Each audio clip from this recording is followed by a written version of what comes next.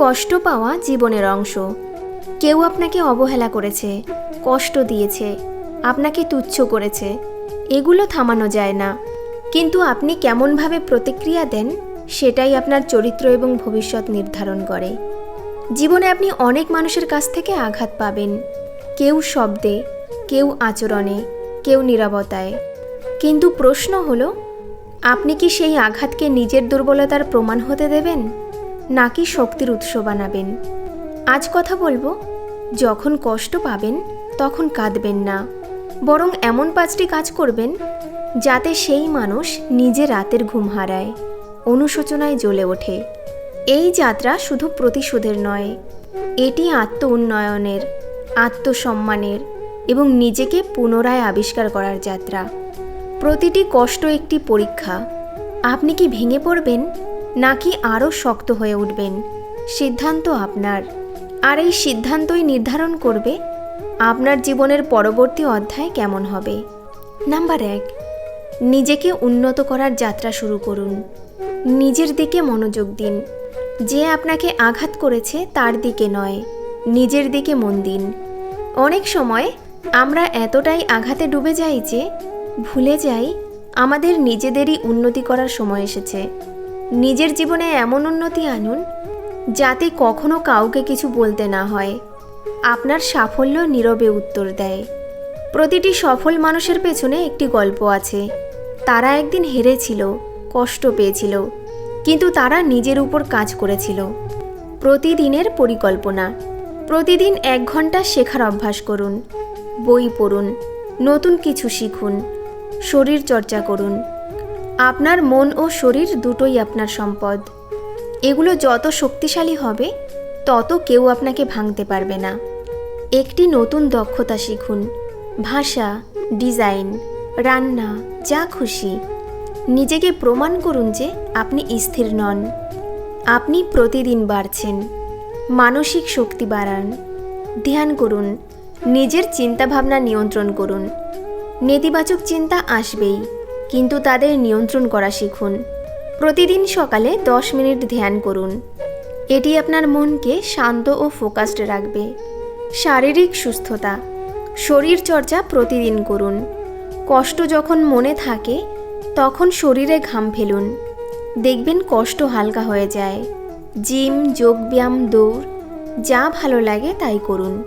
শরীর যত শক্তিশালী হবে মনও তত শক্তিশালী হবে। লক্ষ্য স্থির করুন। আগামী 6 মাসের লক্ষ্য লিখে ফেলুন।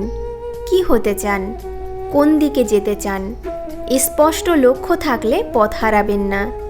প্রতিটি দিনকে সেই লক্ষ্যের দিকে 1 ধাপ এগিয়ে যাওয়ার সুযোগ হিসেবে দেখুন। সময় ব্যবস্থাপনা।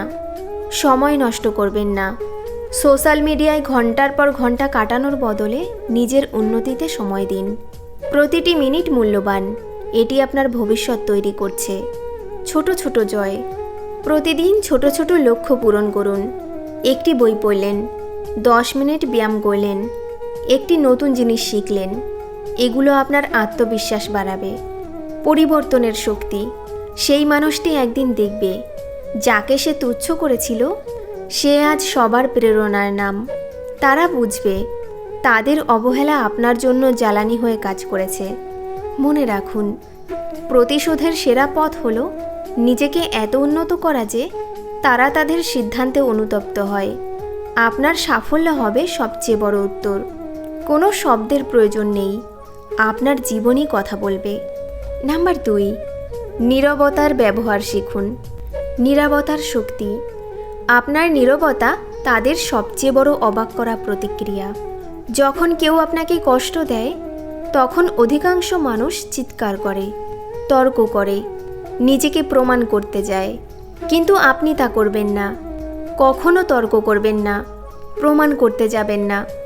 নীরব থাকুন, কারণ নীরবতাই বলে দেয় আপনি কতটা শক্ত ভিতের উপর দাঁড়িয়ে আছেন। যারা দুর্বল তারা চিৎকার করে, যারা শক্তিশালী তারা নীরব থাকে। মানসিক যুদ্ধ। মানুষ তখনই দ্বিগুণ কষ্ট পায় যখন দেখে আপনি কিছু না বলেও শান্ত আছেন, স্থির আছেন, হাসছেন। আপনার নীরবতা তাদের মনে হাজারো প্রশ্ন জাগায়। ও কেন কিছু বলছে না? ও কি আমায় ভুলে গেছে? ও কি আমার থেকে বড় হয়ে গেছে? নীরবতা শুধু দুর্বলদের নয়, এটা মনের যোদ্ধাদের অস্ত্র। যারা নিজের উপর বিশ্বাস রাখে তারা অন্যকে কিছু বলার প্রয়োজন বোধ করে না। নিয়ন্ত্রণ রাখুন। রাগ আসবে, কষ্ট আসবে, কিন্তু নিয়ন্ত্রণ হারাবেন না। যে মুহূর্তে আপনি চিৎকার করলেন সেই মুহূর্তে তারা জিতে গেল। তারা চায় আপনি ভেঙে পড়ুন, প্রতিক্রিয়া দেখান। আপনি তা দেবেন না। গভীর শ্বাস নিন, নিজেকে শান্ত করুন এবং নীরব থাকুন। এটি আপনার ক্ষমতার প্রমাণ। নীরবতার পর বজ্র। নীরবতা মানে দুর্বলতা নয়, নীরবতা মানে ঝড় আসার আগে শান্ত সমুদ্র। যখন সময় আসবে আপনার কাজই কথা বলবে, তখন কোনো শব্দের দরকার হবে না। সামাজিক মিডিয়ায় নীরবতা। সামাজিক মিডিয়ায় কষ্টের কথা শেয়ার করবেন না, অভিযোগ করবেন না। যত বেশি আপনি নীরব থাকবেন তত বেশি মানুষ অবাক হবে। ও কেমন আছে? ও কি ঠিক আছে? আপনার নীরবতা তাদের কৌতূহল জাগাবে এবং একদিন যখন আপনার সাফল্য দেখবে তখন তারা বুঝবে নীরবতার পেছনে কত বড় শক্তি ছিল। আত্মসম্মান রক্ষা। নীরব থাকা মানে আত্মসম্মান রক্ষা করা। আপনি নিজেকে এত মূল্যবান মনে করেন যে অযোগ্য মানুষের সাথে তর্ক করার সময় নেই। আপনার সময় আরও মূল্যবান, নিজের উন্নতিতে লাগান। নাম্বার 3, নিজেকে এমনভাবে সাজান যে আত্মবিশ্বাস ঝরে পড়ে। প্রথম ছাপ। আপনি কেমন পোশাক পরেন, কেমনভাবে হাঁটেন, কেমনভাবে তাকান, সব কিছুই একটা বার্তা দেয়। মানুষ প্রথম দেখেই বুঝে নেয় আপনি কতটা আত্মবিশ্বাসী, কতটা শক্তিশালী। আপনার ভেতরের কষ্টকে বাইরে ফেলে দেবেন না, কষ্টকে শক্তিতে রূপ দিন। সুন্দর পোশাক পরুন, পরিষ্কার থাকুন, মুখে হাসি রাখুন। এটি শুধু অন্যদের জন্য নয়, নিজের জন্য। দর্পণের সামনে প্রতিদিন সকালে আয়নার সামনে দাঁড়িয়ে বলুন, আমাকে কেউ ভাঙতে পারবে না। আমি শক্তিশালী, আমি সক্ষম, আমি সফল হব। এই শব্দগুলো শুধু শব্দ নয়, এগুলো আপনার মনের ভিত্তি তৈরি করে। প্রতিদিন এই অনুশীলন করুন এবং দেখবেন আপনার ভেতর থেকে শক্তি আসছে। শরীরের ভাষা। মাথা উঁচু করে হাঁটুন, কাঁধ সোজা রাখুন, চোখে চোখ রেখে কথা বলুন। এগুলো ছোট জিনিস কিন্তু বড় পার্থক্য তৈরি করে। আপনার শরীরের ভাষা বলে দেয় আপনি কে। যখন আপনি আত্মবিশ্বাসের সাথে হাঁটবেন মানুষ নোটিস করবে। সেই মানুষও দেখবে ও কি এত পরিবর্তিত হয়ে গেছে। স্বাস্থ্য ও সৌন্দর্য। নিজের যত্ন নিন। চুল, ত্বক, স্বাস্থ্য সব কিছুই গুরুত্বপূর্ণ। এটি আত্মভালোবাসার প্রকাশ। যখন আপনি নিজেকে ভালোবাসবেন তখন অন্যরাও আপনাকে সম্মান করবে। কথা বলার ভঙ্গি। ধীরে স্পষ্টভাবে কথা বলুন, তাড়াহুড়ো করবেন না। আত্মবিশ্বাসী মানুষ কখনো দ্রুত কথা বলে না। তারা জানে তাদের প্রতিটি শব্দ মূল্যবান। মানসিক দৃঢ়তা। আত্মবিশ্বাস শুধু বাহ্যিক নয়, এটি ভেতর থেকে আসে। নিজের উপর বিশ্বাস রাখুন। আপনি যা করতে চান তা করতে পারেন, কোনো বাধা আপনাকে থামাতে পারবে না। পোশাক ও স্টাইল। আপনার স্টাইল আপনার ব্যক্তিত্বের প্রতিফলন। ভালো পোশাক মানে দামি পোশাক নয়, পরিচ্ছন্ন, মানানসই এবং আপনার মতো। নিজের স্টাইল খুঁজে বের করুন এবং তা বজায় রাখুন। দীর্ঘমেয়াদী প্রভাব। যেদিন আপনি আত্মবিশ্বাসের আলোয় ভরে উঠবেন সেদিন সেই মানুষ নিজেই ভাববে, এই মানুষটাকে হারিয়ে আমি কি বিশাল ভুল করেছি। আপনার উপস্থিতি তাদের অনুশোচনার কারণ হবে। নাম্বার 4, অন্যের ভালো অথচ আপনার নীরব সফলতা। সোশ্যাল মিডিয়ার ফাঁদ। ফেসবুকে, ইনস্টাগ্রামে দেখানোর জন্য নয়, নিজের উন্নতির আনন্দ নিজের মধ্যে রাখুন। অনেকে প্রতিটি ছোট অর্জন পোস্ট করে, কিন্তু সত্যিকারের সফল মানুষ নীরবে কাজ করে। সময় সব দেখায়। এক সময় সেই মানুষ আপনার সফলতা দেখবে, কারো কাছ থেকে শুনবে আর নিজেকে প্রশ্ন করবে, ও আজ এতটা উঠল কিভাবে। তখন আপনি উত্তর দেবেন না, কারণ উত্তর শব্দে নয়, আপনার কাজেই থাকবে। নীরবে পরিশ্রম করুন, ফলাফল শব্দ করবে। যখন সবাই ঘুমিয়ে থাকবে তখন আপনি কাজ করুন। যখন সবাই আড্ডা দিচ্ছে তখন আপনি শিখুন। এই ছোট ছোট পার্থক্যই বড় সাফল্য তৈরি করে। তুলনা করবেন না, অন্যের সাথে নিজেকে তুলনা করবেন না।